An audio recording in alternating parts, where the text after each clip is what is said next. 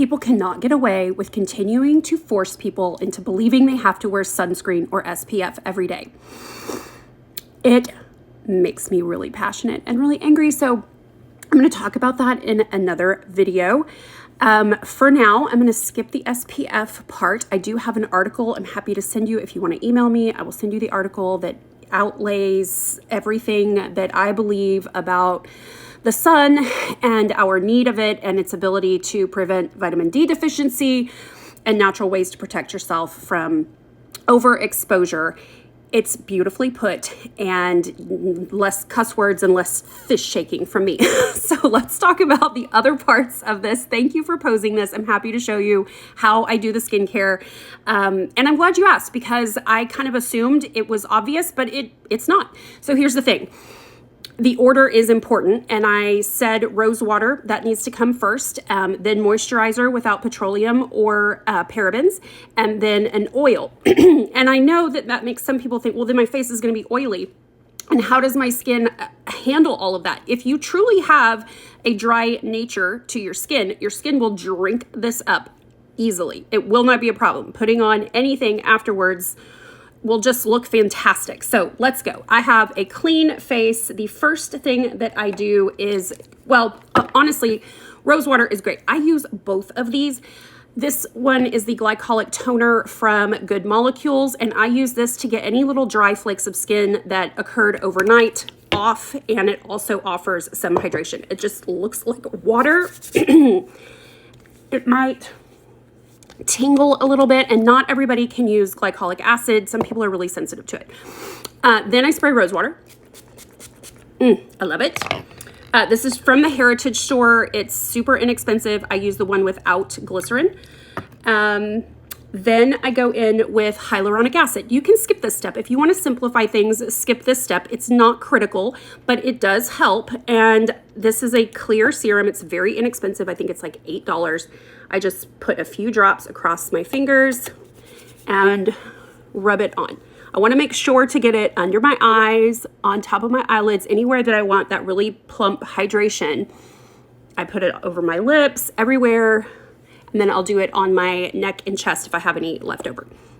And then I go in with the moisturizer, about a pea size. This is the Ordinary Moisturizing Factors HA, and it's very inexpensive, super plain. You can use a fancy one if you want, but there's just no need. I love the IT Confidence in a Cream, but I keep that in my makeup desk, and I use it when I blend makeup with cream. There we go, pea size. And then at night, I do the same step, and I'll talk about what I wash my face with in a minute. But I use an oil with retinol. It's a very light dose of retinol. If you're afraid of retinol, or if you're also using vitamin C, this is a great place to start because retinol is just vitamin A, by the way. And you don't need a ton of it. So tiniest little bit does wonders, especially if you've never used it before. During the day, however, the oil that I use is this one. It's Josie Maran Pure Argan Milk. It's just argan oil, and it's white. One pump, and I put it on. And then I usually brush my teeth. I might get dressed. Just bit my tongue. Might get dressed.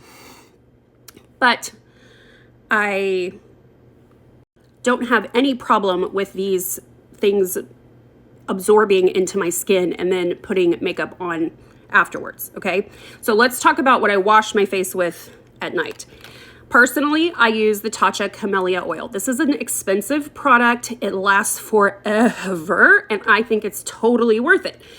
But you don't need this. You can use jojoba oil. You can use 100% olive oil. Just make sure it's not a blend with canola oil. Don't get me started on industrialized seed oils this early in the day.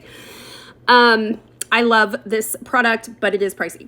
And then I follow it up with this very inexpensive face wash from Because. It's like $21. And I put this on first, and it breaks down all the oil products and the makeup, And then before I rinse, I put this right on top. This has all of the exfoliating factors. So once you've done the exfoliating from my exfoliating series, like if you've never really been an exfoliator, once you do that and you kind of get the crust off, I know it's a terrible term, but it's real, then you're just in a daily maintenance mode. And this has lactic acid, it has little beads in it that scrub, and this is a great way to just kind of maintain once you've kind of gone through the big exfoliating process. So I use these two. This is called double cleansing.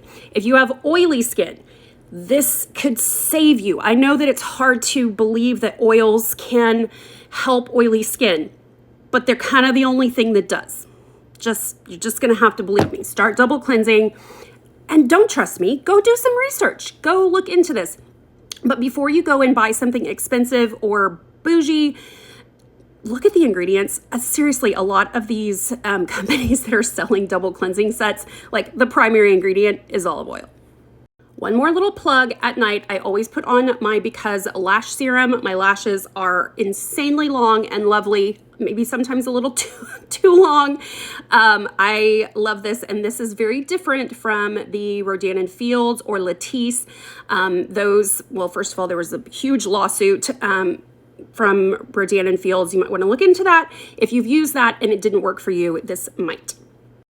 So I have a list if you want a literal piece of paper that you can print out and start tackling some of these things. I have a list that I can email you, but it's much too long for me to put in the comments, and it's too long for me to share in the TikTok supported chat function. So you're going to have to email me and look for the little me in the green shirt, and then underneath my picture it says email. That's how you can send me an email. If that's difficult for you to find, just go to the comments and put your email address in the comments and I'll send it to you.